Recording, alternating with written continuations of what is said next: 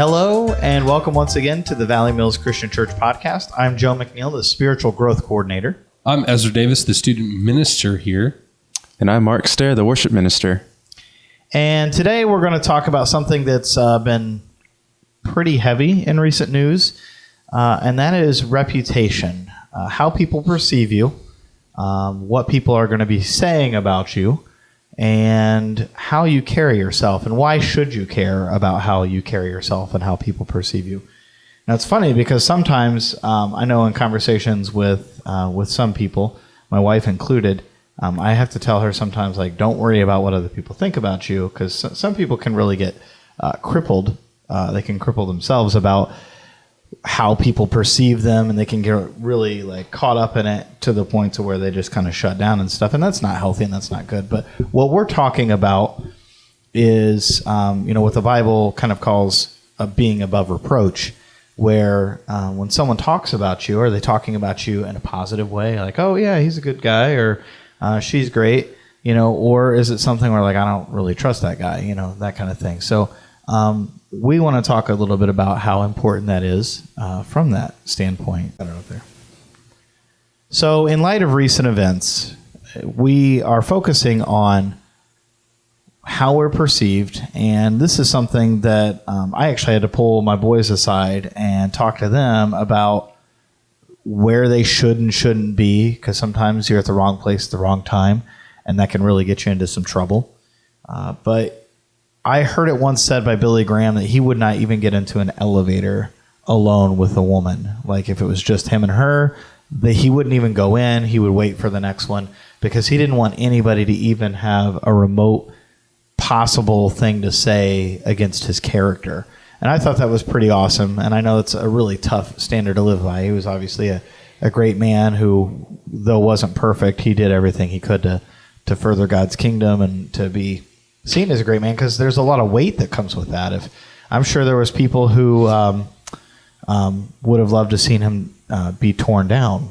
Ravi Zacharias, who's a great speaker, in the family of God.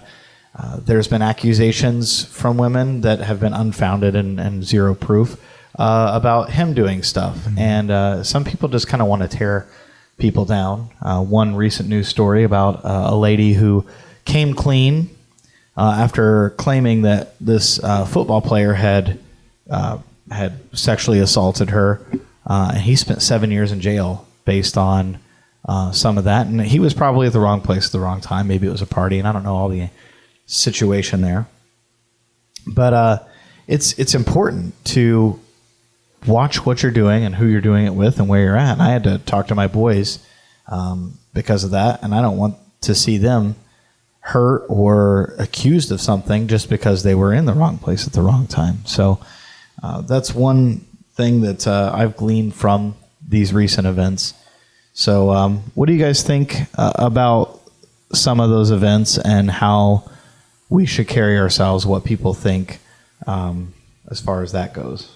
I see it as two things, and not separate things, but the two things that I see go hand in hand, and the first one is integrity. If you don't have integrity and an ounce of integrity in your bones, it shows. It doesn't just go if you're alone with the opposite sex in the same room. It goes through your job, how you carry yourself, even in your marriage. If your integrity is not intact, then your mind begins to wander, and you get to your mind is kind of pitched and rolled with the ebb and flows of life, so integrity is huge when it comes to being faithful to what you've been called to do in ministry and everything else. But also, integrity shows a lot about how your character is. And one thing that I could say to you is that's one huge thing that you can teach your boys as well is basically in that the aspect of integrity. Okay, so I know these premises. Okay, so even, whether or not they're dating a girl that is in the same room or not, I'm going to have enough integrity to go, I'm going to wait there's a prize at the end of the tunnel, and I'm not saying like girls are a prize, but God has shaped this prize, and it's meant to be holy. It's meant to be sacred. So at the end of the tunnel, and that's where everything begins. But marriage is the end of the tunnel, so to speak, for adolescents and dating as adolescents or dating in general. And if you have that integrity to start out with, then that integrity is going to stay with you throughout the whole thing.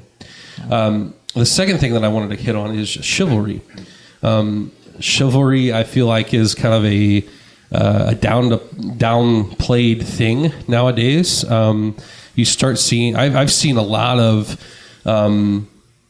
like, what I mean by chivalry, I mean like holding the door open for your significant other,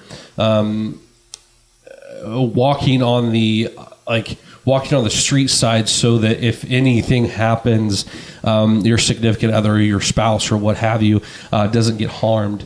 Just doing little things to make sure that you are in courtship of that. You know what I mean? Yeah.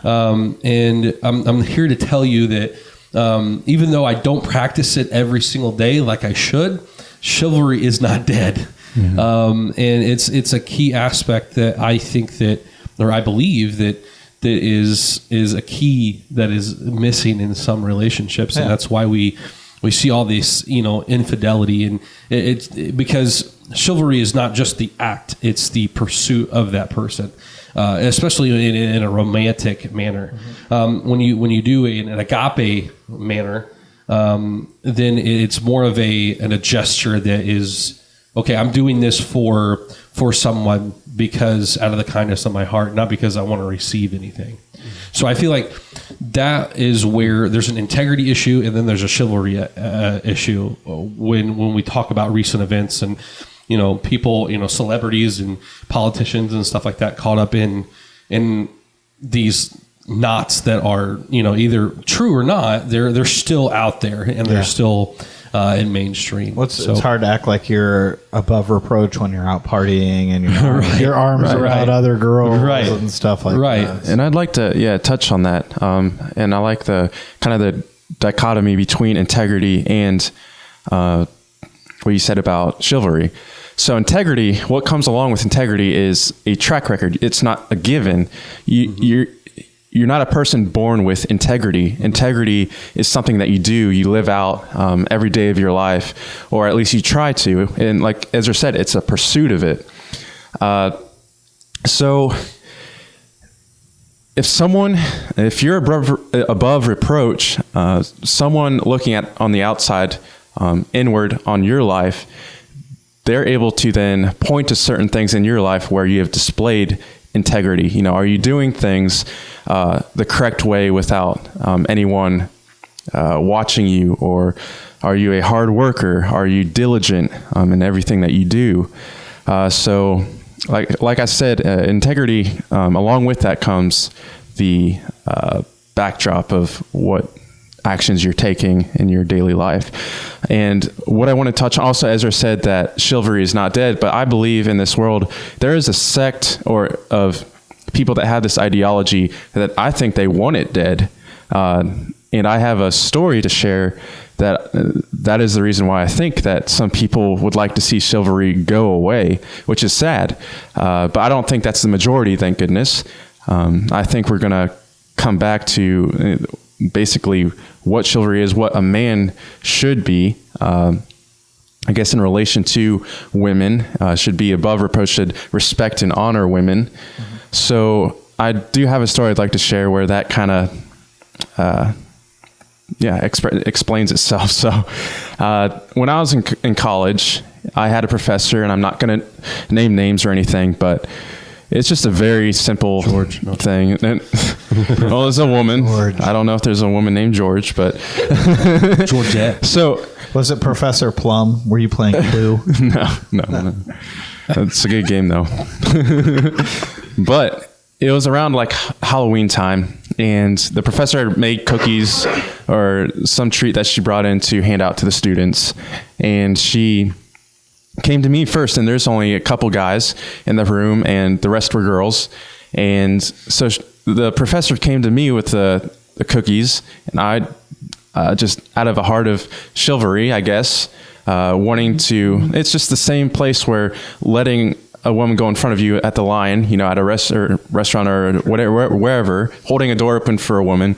I thought it was chivalrous to, you know, have the professor offer the girls, the women in the room, the cookies first, and I could follow after them. But like I said, there's only two guys in the room, and the other guy's on the complete opposite side of the room. So when she came to me with the cookies, I said, no, you can offer the other women in the class the cookies first, and I'll just take, you know, what's left. And I thought that was the polite thing to do. But what the professor did, she kind of gave me like a little kind of bad look or a smirk or whatever. And she walked to the complete opposite side of the room, and she offered the other guy first choice of, you know, the cookies. And to me, I was like, it kind of surprised me, because I was raised thinking that if you let others go before you, and I mean, no matter what gender or whatever they are, that's the polite thing to do. But I think this was just kind of like a slight to kind of go against this idea of chivalry or men putting women before them, because I think there's this mindset in our society that men and women are exactly the same in every regard, every respect, and I just don't think that's the case. I don't think that's God's design for us. So, and it's not a better or less than, and I think that's where there's some of the disconnect. It's like, oh, men think they're better because whatever. Like, it's not really like that. Like, I know I need my wife for a lot of things. Like, she's better than me at so many different things, like compassion. She takes care of the kids better, you know, that kind of stuff. And those are great things. And I think that, you know, your professor lady who wants to make a big thing out of it, I think that in and of itself right there is proof that what she was doing was incorrect, because, you know, how dare you do this? Well, I'm going to be flippant and go over here and make a big... Like, if you really cared about equality, you would just move on to the next person. Mm-hmm. You wouldn't make this scene. You wouldn't make whatever. Yeah. And we don't want to come across as misogynistic or anything like that. Right. But we do want to respect people who have had issues where people have been mistreated because of age, gender, whatever. That's never a good idea. And what we're you know, telling you here isn't that we think that there is a better or a superiority between one or the other. True equality in that sense is living according to God's plan. There is His truth and not ours. You know, we can make up whatever we want to, rules about our society, and it's always going to go the wrong way if it's not in accordance with what God wants. Right. Because He knows better than we do. He's got it all planned and He's got it all figured out. So we're never going to do as good as Him in that sense. Well, I mean, to kind of tie into what you just said is, when you're in a marriage or when you're in a committed relationship, it's work for lack of a better word. It's work, but you kind of hit it again when you're talking about Tamisha, and you were talking about how you need her. You know what I mean? We're three married men to three amazing women. You know what I mean? So to take it a step further, I mean, I feel like it's not you know what it's not Tamisha giving 50% and then you giving 50%. It's both of you giving 110% to your lives together and your commitment together, and that's exactly what we're talking about. And we're not saying all women are bad or they have cooties or whatever it is. They need to get in the back seat, right? And they need to get no. And the thing about it is, I would be the first one to say that if it came down to it, I would much rather have Danielle at the forefront of the things and different aspects of our marriage and our lives, because she is so much greater than I am when it comes to filling out the waters or telling people like it is, or showing love and compassion to people. Me, I'm if you hurt me, I'm just gonna be like, see you later, dude. Like I really don't care. And that's the opposite. The opposite of what we're trying to say here today is that men are superior than women, or women are superior. We're not trying to say any of that. What we're trying to do is it's a collective unit. Like when it comes to these relationships, no matter if you're in dating or in marriage, or you're just beginning marriage. Sorry, Mark, but you have this thing about you where each party is trying to elevate each other, and you're both working towards an end goal or an end thing, and it's not about anything. You're supposed to be elevating each other. And that's a great point. And it's silly how simplistic it is to say, hey, if you guys work at elevating each other up, it works so much better than tearing each other down. You know, it's not a competition, and it's not something that, you know, you don't be jealous of your wife because, you know, she's better with the kids, or women don't be jealous of your husband because, you know, they're working more hours. They're working hours, or they're making decisions on things that you feel strongly or whatever. But, you know, men, they should be respecting their wives. Get your wives' opinions on things. But, you know, my wife will tell you she loves that I make the decisions because she doesn't want that pressure. And I think some people are quick to make decisions, but not quick to take responsibility for the actions or the consequences of those decisions. And so men, you know, they weigh that stuff, and that's how they're built, is to shoulder that and to also be more confrontational. It's just kind of how they are.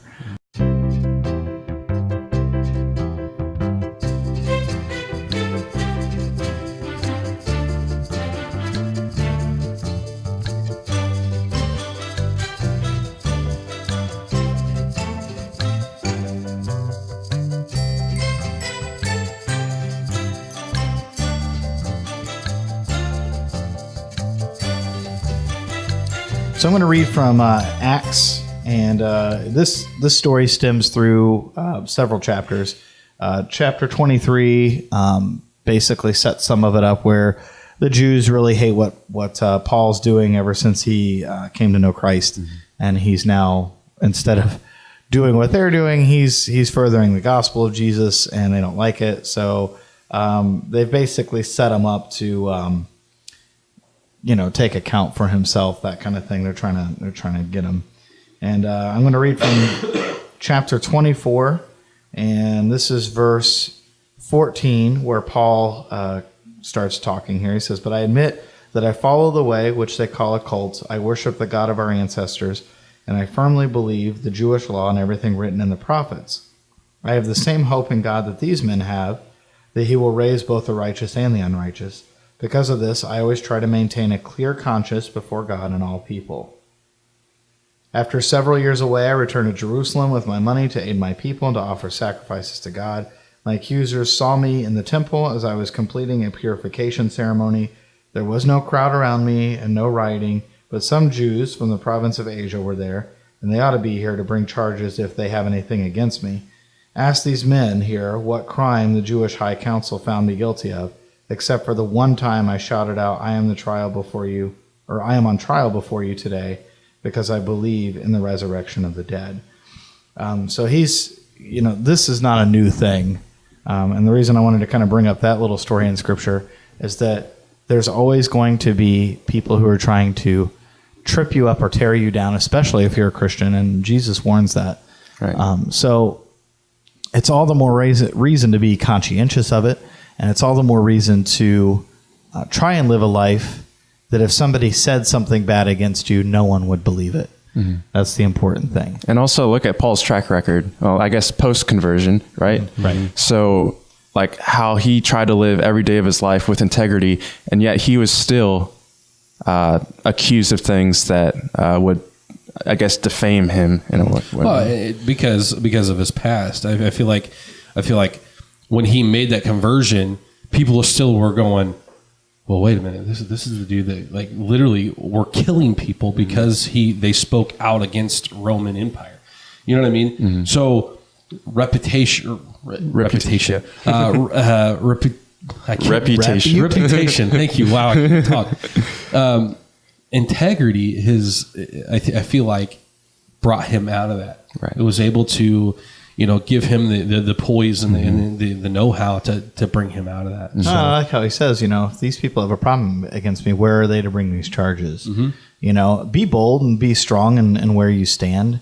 And I mean, don't take it one step sideways and get all offensive and abrasive in defending yourself or the gospel, but be truthful, because, God's truth, again, trumps everything. And it doesn't matter what anybody's going to do or say. What is done in the darkness will be shouted from the rooftops. Eventually, at some point, the light is going to shine on everything, and it's going to know. And the only thing that's going to matter is who you really are, how you behaved, and what you were really doing in truth for that. So I think it's a good lesson here as far as this goes. And we'd love to hear some of your comments and things like that. So please post those below, or you can email Mark Stair at valleymillscc.org. He'd love to hear your comments. I know we've had a few comments so far, and he'd love to field any and all comments. So I'm thinking about starting just a random Facebook page and just kind of tormenting you. Okay. That's a good idea. That's a really good idea. Cyberbullying. So some different ways. I think if it's one thing to say, hey, don't do this, but here's some good things that I think that we've done or that we do to kind of help maintain our own integrity. And maybe we can dispense some advice here to our listeners about how we do things. Now, we're not perfect by any means, and we're not professing that we are and that we don't have all of this figured out, because we don't. But there are some things that I think are easy gimmies, and here's some places you can start. How can I be more chivalrous? How can I show a bit more integrity? And the first thing that I want to bring up, and we've hit on it a little bit, is take care of your family, put them first, and make sure, and I'm not saying to do this for show, but make sure that what you're doing is a outward gesture. So if it's something where, hey, I'm going to go home and wash the dishes, and I don't normally wash the dishes, but nobody notices, it's not really going to do much for that. And I'm not saying to turn on, hey, everybody, I washed the dishes. No, you don't need to do that. Did you see that, Ivy? Did you see that, Solomon? I washed the dishes. So it needs to be a situation where it's just simple but effective things. When we go to a place, if Tamisha needs to run in, I pull up to the door. I let her out. If I'm going in, I'll go park and come in. Whether we're doing that somewhere to stay, like a church or whatever, or if we're going to be a long time in a grocery store, I'll take her to the door first and let her out. Not that she has mobility issues, but especially if she had mobility issues, please take her to the door. You know what I mean? We'll park at the opposite side of the parking lot. Right. So, but simple things like that. Okay. Opening the door, as Ezra mentioned, is another gimme. Do that for anybody who's coming up. If you get to a door first, I think Mark said that earlier, or at least in conversation, maybe off camera. If you get to a door first before somebody, open the door for them. That's something that my parents always ingrained in me. It's just it's a respectful thing.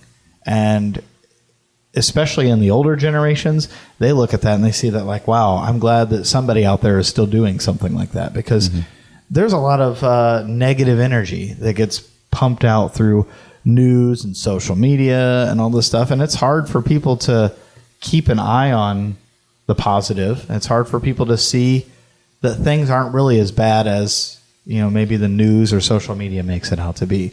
So what are some other areas that you guys have done nice things for maybe your spouse or maybe other people, or good anecdotes that you can share about being, full of integrity, above reproach, that kind of thing? I would just say read, especially read the person that you're most in contact with. So like, for instance, for me, I'm most in contact with obviously Danielle. So living with her and being around her, I know when she's at her wit's end, and I know to say, and it's taken me a few years to do this. So I'm still like, oh, I got married and I'm doing, I've done this for 6 years. No, it's taken me a good 6 years to figure out, okay, I need to tell her. See, Danielle is a very direct person. And when she goes, and then if it takes a direct response to her to kind of calm her down and kind of say, hey, look, you need a break.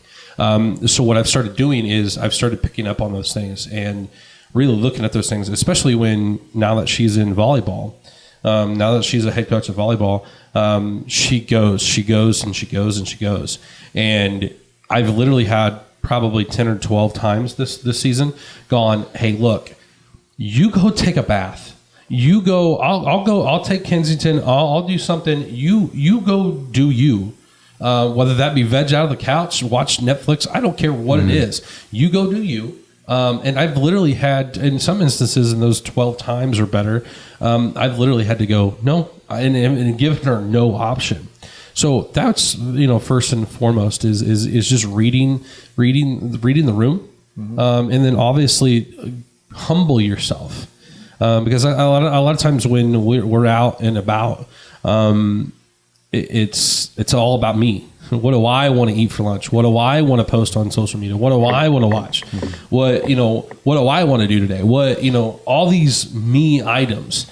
And if you walk in, sometimes here's what I do to kind of just tune out. If I'm in the grocery store by myself, take for instance yesterday. So if I'm in the grocery store by myself, I usually put in my headphones and listen to music as I'm grocery shopping. Came back and bit me yesterday. I'm in the grocery store. We have family coming in this week, and I'm in the grocery store. I have my headphones in, and literally I see 10 people right in a row that I know, and they all made a comment about how I have my headphones in, and I normally don't do that. And normally I'm an outgoing person, and so it really made me think. Okay, I need to be more responsive to this. Talk to people. Be nice to people, and that's mostly what that is just going out of your way and humbling something. Yeah. Well, and if they're used to that as part of your character, it's probably hard for them to see. Right. Exactly. And if that's ingrained in you, then people will go, dude, that's off kiltered. Yeah. So. Yeah. And I agree with all of what you said, and putting your family first and everything. Every decision that you make, it's no longer, especially like if you're married or have kids or whatever, every decision that you make, you have this filter in your head. It's no longer what do I want or what do I need. It's what does my family need? And I think that is it has a direct correlation to how Jesus, as the head of his church, how he lived that. He sacrificed himself, laid down everything in his life. And we're called as followers of Jesus to die to ourselves daily. It may not mean literally dying, but sometimes we have to die to our own desires, our own selfish desires, and look out for the needs of others, including our family. And another thing I wanted to point out is there's a saying that I've heard a couple times, and I think it's true, that if you win the man over to a religion, then you have his family, basically. And that all just goes to show that the man, and I think God structured it this way, is the spiritual leader of his household. And my wife, JJ, is an amazing Christian woman, and that's a huge reason why I married her.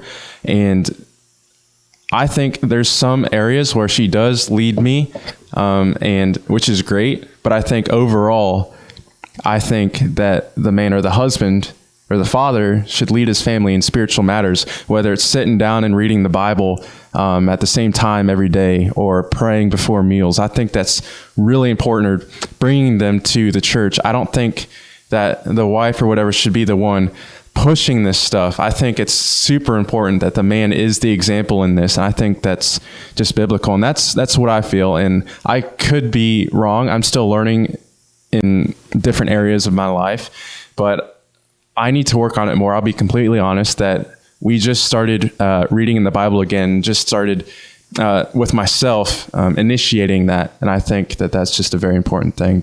So, yeah.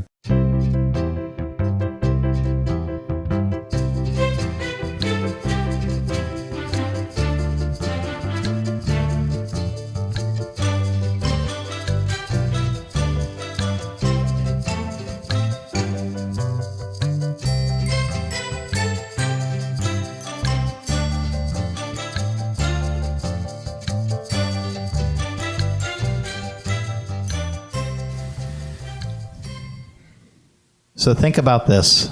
What about you? if someone were to come at you tomorrow and accuse you of something, and it doesn't even necessarily have to be something horrific, it could be just completely false, but paint you in some kind of negative light, would people believe it? Would they say, oh, yeah, I could see that? Maybe that's a red flag. Maybe you need to take a look at your life and say, maybe I need to act a little better in front of people. Because I think it is important.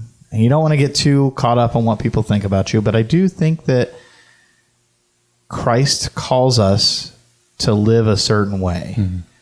And he doesn't expect us to fake being perfect, as some Christians do.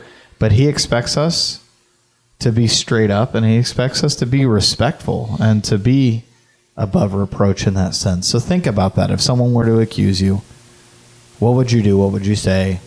Would people believe you? Mm-hmm. So maybe there's something in your life that you can take a look at and change.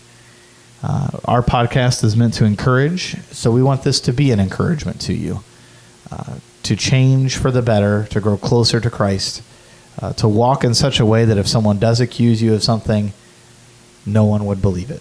Mm-hmm. So feel free to comment below. Feel free to drop us a line by email or call us at the church. Come visit us. Give us a high five. I know Ezra is always willing to accept cash. So anyway, until next time, thank you very much for listening. Yeah. We'll see you later. See you guys. See you.